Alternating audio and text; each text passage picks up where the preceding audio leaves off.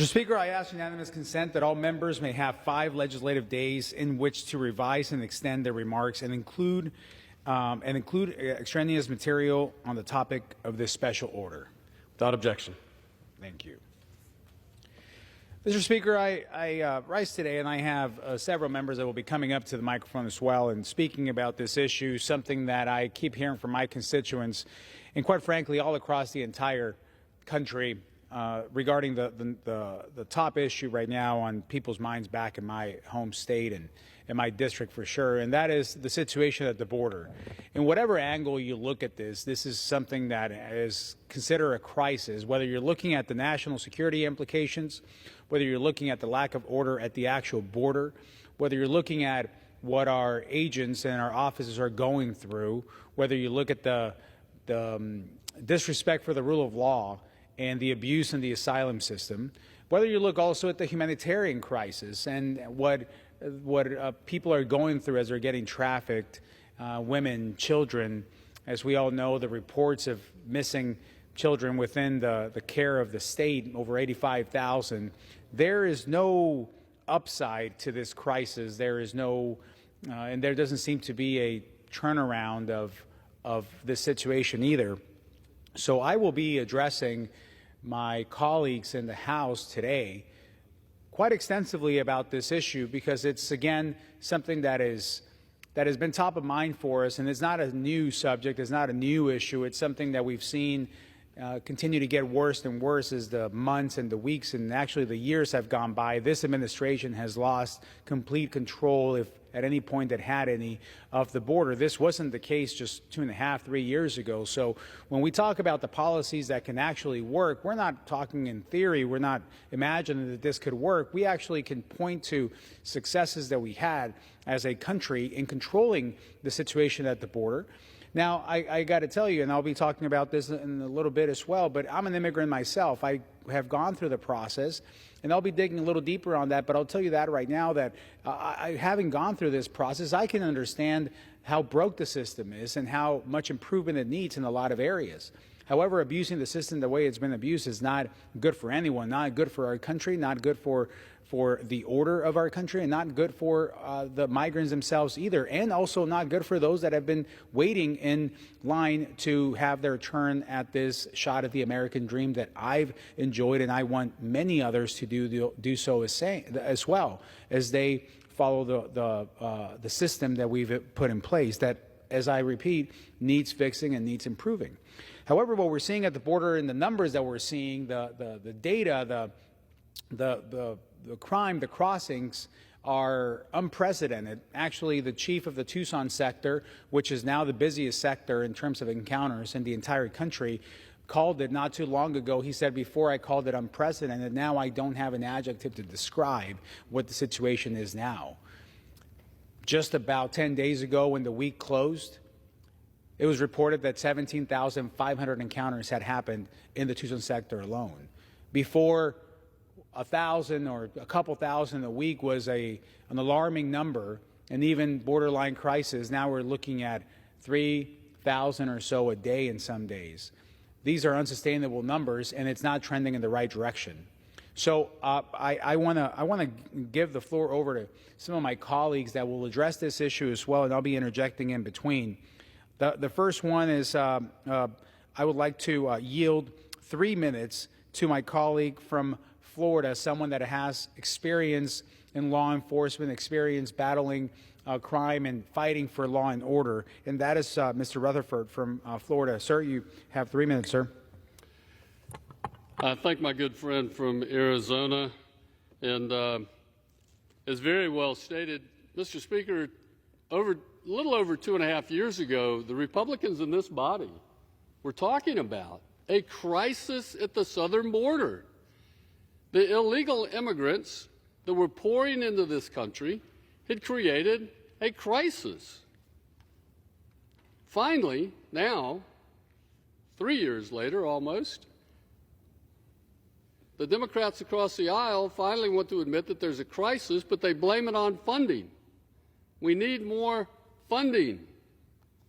Well, Mr. Speaker, I'm here to tell you it's not a funding issue, it's a policy issue. We need to change our policy. And in May, the House Republicans passed H.R. 2, the Secure the Border Act in 2023. We passed that bill. This robust border bill will require the Biden administration to complete the Trump-era border wall, increase the number of Border Patrol agents, reinstate the Remain in Mexico policy, and remove all the incentives that are encouraging people to cross our border illegally.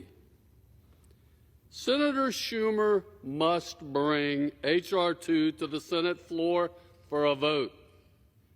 Mr. Schumer, we need relief from this crisis. Please do your job over in the Senate.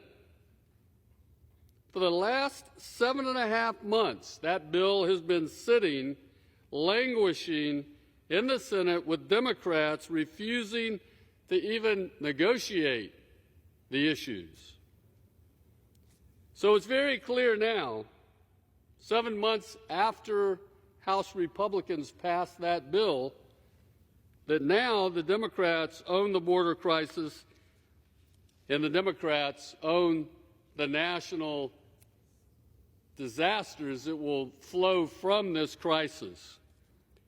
In 7 months' time, over 1 million illegal immigrants have been encountered at our southern border. Make no mistakes, the United States has been and will continue to be a nation of immigrants that welcomes people from around the world who love this land. I've seen firsthand the death, destruction, and disorder and disease that's brought into our communities by the unvetted migration coming over our poor southern border.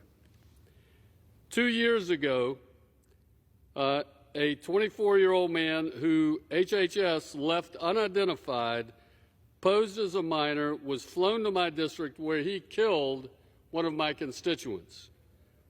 Democrats, you own that. He was not the first criminal to enter our country, and he won't be the last. Even the leaders in New York, California, and other blue states are calling out for support as they deal with the influx of migrants into their cities. And Democrats, you own that. Among the 2.4 million people that CBP encountered in FY23, 15,000 of them had criminal records, and 169 of them were on the terrorist watch list. Again, these are just the ones that we know about. So Democrats, you own that. This humanitarian national crisis has stretched our immigration system to a breaking point. A nation without borders is not a nation. Every day that President Biden and Senator Schumer ignore this crisis, our country becomes less safe. While the Senate has refused to negotiate and accept the major tenets of H.R. 2, CBP has intercepted 8,400 pounds of fentanyl at the southwest border. The fentanyl pouring in over this border is killing our neighbors, friends, and family at an alarming rate. In just 2022, over 70,000 people died of fentanyl poisoning. Democrats, you own that too. If we can't prove who is coming across the border, the default policy, according to Secretary Mayorkas, is to let them in. Don't know who they are, but come on in. That has to stop because Democrats, you own that too. I implore Senator Schumer to bring H.R. 2 to the floor for a vote. Democrats, you own this border crisis and the death and destruction it has and will cause in our country. You own that too. With that, Mr. Speaker, I yield back.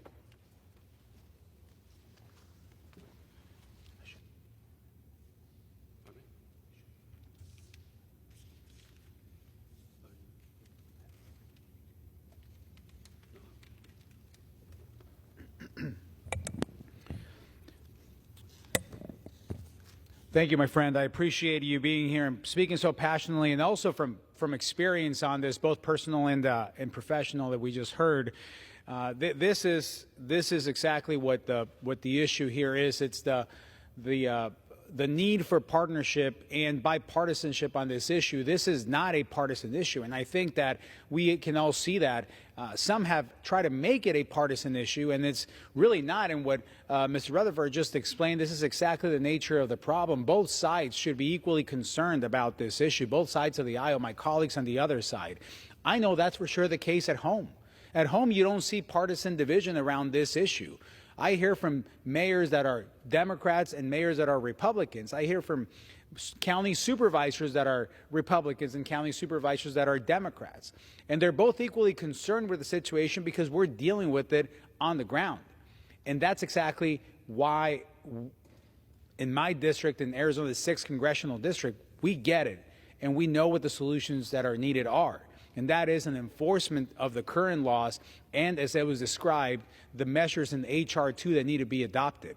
These are the kind of policy changes that we need. It's not just all about resources. Resources is definitely a part of the solution, but resources without the proper policy changes and the proper policy enforcement, then the resources will be an incomplete solution to the problem.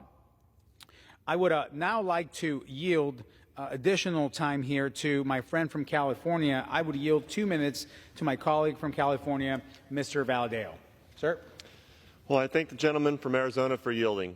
What we're seeing at our southern border is a humanitarian and national security crisis. Earlier this year, I was at the border with my colleague from Arizona to see the situation on the ground firsthand. Our Border Patrol agents are overwhelmed by the surge of migrants from around the world, and we need to give them more support. Unfortunately, the Biden administration has sent a clear message that our southern border is open for business to drug smuggling and human trafficking. The flow of illegal drugs, guns, human traffickers has a direct impact on the people in the Central Valley. I just held a teletown hall this week, and one of the issues that came up the most was the situation at our border and concerns with fentanyl. We must take actions to combat the loss of life from illegal drugs like fentanyl, which are flowing across our open border at an alarming rate.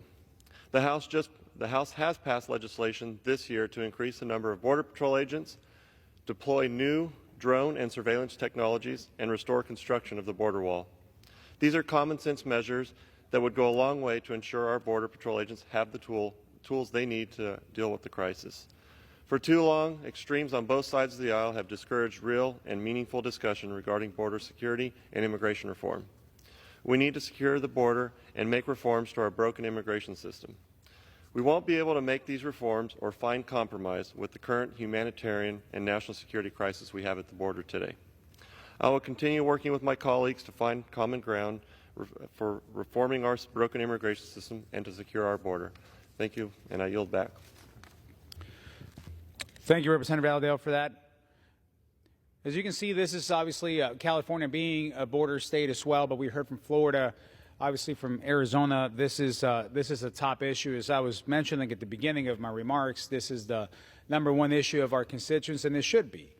This is something that is impacting every day, and it's something that has been getting worse and worse. This is not just in my district. My district, the 6th congressional district, is a border district, and we know that that's actually obviously impacted. There are other border areas, even outside of my district, where migrants are being released on a daily basis, up in the hundreds.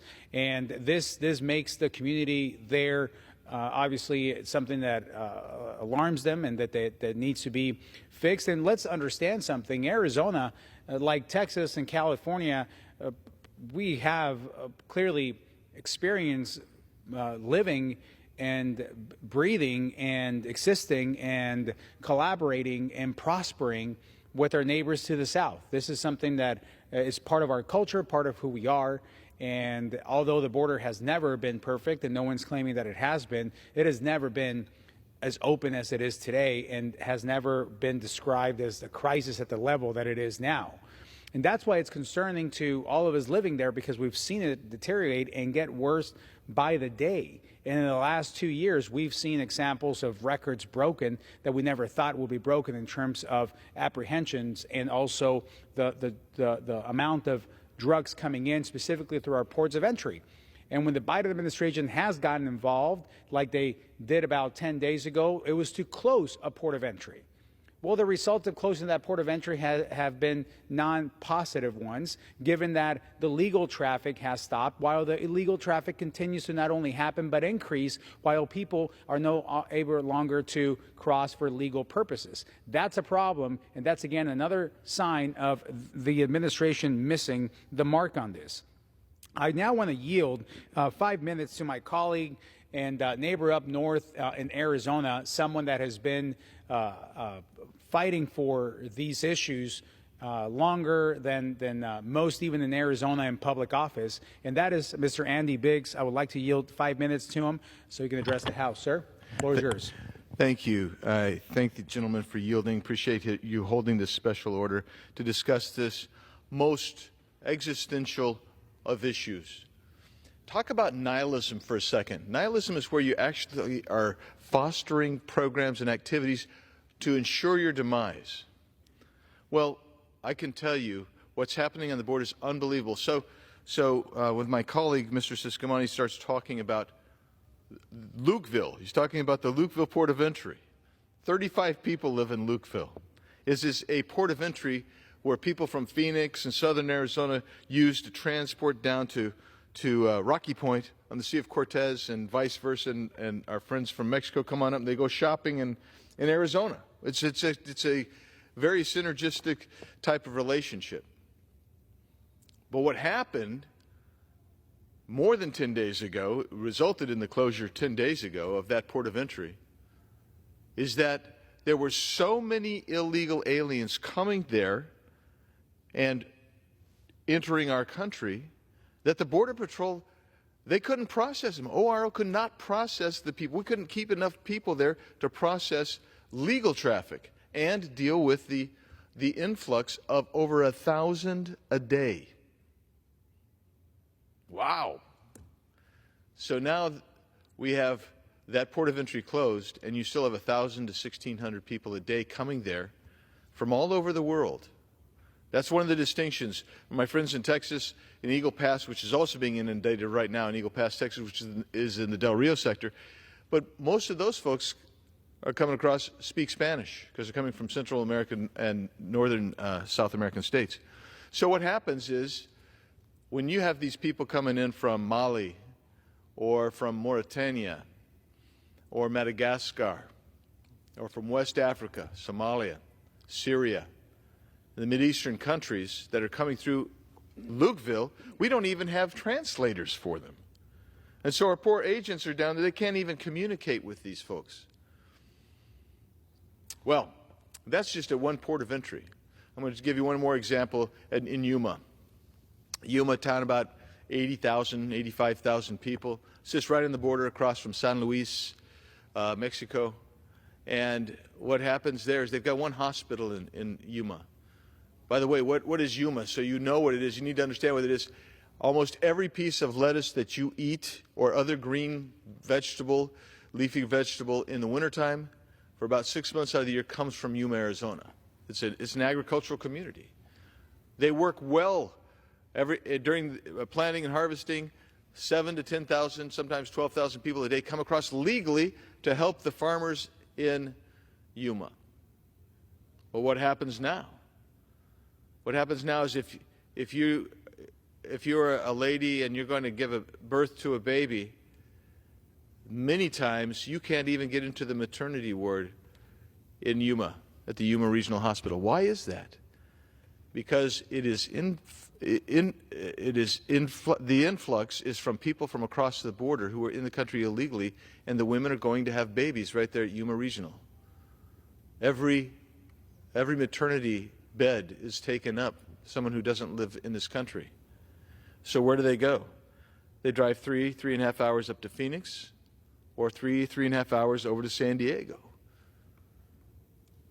We've known people who've had heart attacks and other really serious emergencies who could not even get into the emergency room in Yuma. They had to be transported by helicopter, air evac, up to Phoenix. Why is that? Because we're inundated at the southern border. This is a crisis of our own making, not ours, but this administration's making. People say to me, why do they do this? It's inexplicable. It's not incompetence. Surely if you were incompetent at some point you would say, hey, you know what, almost 10 million illegal aliens into the country in 3 years, we got a problem, we probably ought to change our policies. They don't want to change their policies. They do not want to enforce the law. There are laws on the books that would help slow this down immediately if they would enforce them. You know what the first one would be is that you actually take the 1.5 million people who are in this country illegally, who have received due process and have removal orders to leave the country, but who refuse to leave the country. You would say, we're going to actually find those people and remove them. You know what happens when you're removing people? Then folks say, hey, it's probably not worth spending every dime that I have, every dime my family has, getting in debt to the cartels and going across all of that hardship to get into the country. That's what they would say. How do we know that works? Because when President Trump said we're going to start removing people by their orders, it slowed it down. By the way, let's go back to Yuma for a sec. So Yuma, Arizona, where I was telling you about the hospital, under President Trump's last year, the entire year, 8,600 people illegally apprehended, not illegally apprehended, who were illegally entering the country were apprehended in the Yuma sector. That's like 120 miles long. They do that in a week now. It's about a week. That's about a week's worth of illegal aliens crossing. Trump had that for an entire year. You couldn't do that by accident or incompetence. It almost has to be by design. So we look at it and we say, how do you stop it? You start enforcing the law. How do you get this administration to enforce the law? You tell them, we're going to fund only certain aspects of the government, like the military, like Border Patrol, like ICE, like air traffic controllers, like TSA. Let's make sure the country's safe, but we're not going to give you, Mr. Biden, any more money than that for all of the bureaucracy and the crazy programs that you have out there. By the way, they churn out 40,000 pages of laws on a regular basis from those bureaucracies. We're just going to slow that down until you do something with measurable metrics that show us that you actually are bringing down the number of illegal border crossings and you bring it under control. That's how you settle this. We have got to settle this. It's going to change this country. And we could talk more about fentanyl. So when my colleagues across the aisle say that fentanyl 90%, 95% or whatever is seized at the ports of entry, why do you suppose that is? It's because at the ports of entry you actually have people waiting there investigating and inspecting vehicles and individuals crossing. There are machines where they can look into a truck and see what's in there. They can see if there's something disorderly in there, and then they can inspect.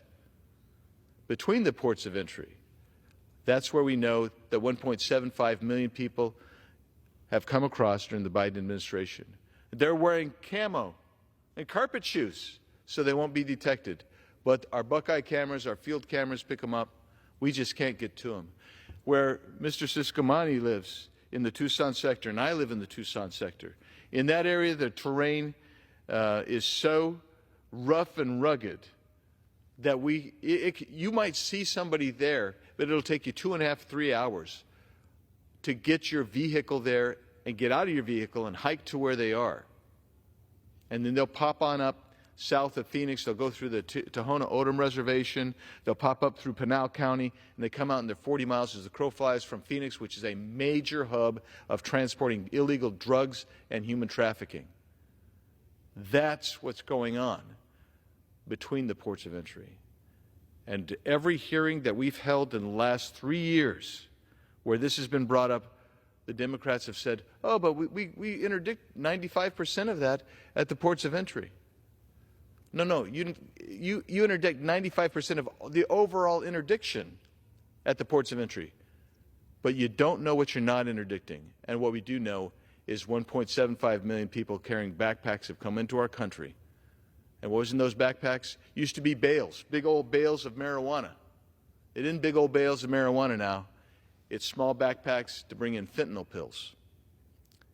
That's what's going on.